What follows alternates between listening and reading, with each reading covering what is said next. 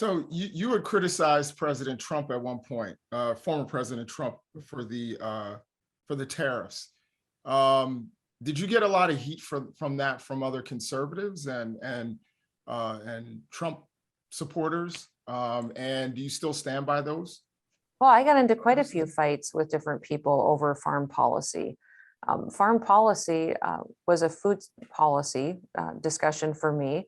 We always had farm bills and different pieces of legislation to create a safety net. Farming is a huge gamble in this country. Really, literally, farmers go to the bank, borrow money to buy land, then they go back and borrow money to buy machinery and cattle, and then they go back to the bank and they borrow money to buy their seed, fertilizer, chemical, and then they put it in the dirt.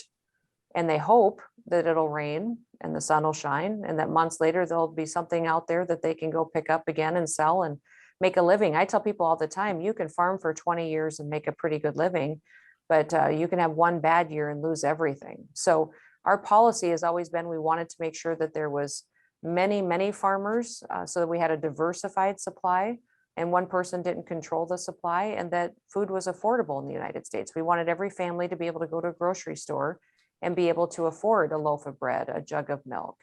And I got into a lot of fights and discussion. I talk about it in my book quite a bit too, with other people in my own party over the fact that this food policy was incredibly important to our country and that safety net was something that was in our national security interests. Do you think we need a president from rural America? I mean, Oh, I we've had think that president from New York and then one from Chicago. Do you think that it's time we had a president who's really from rural America? I think need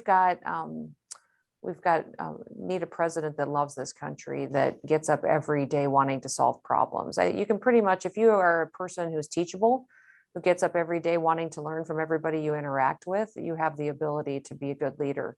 But people who don't want to learn, who don't want to understand this country, will have a challenge. I want a president that is really approaching the job as being a servant, as being somebody who recognizes it's a hard job.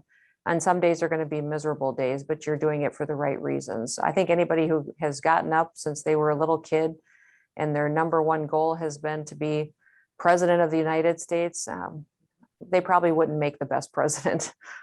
People who want the job that bad, I think, are looking for the power more so rather than looking to serve people.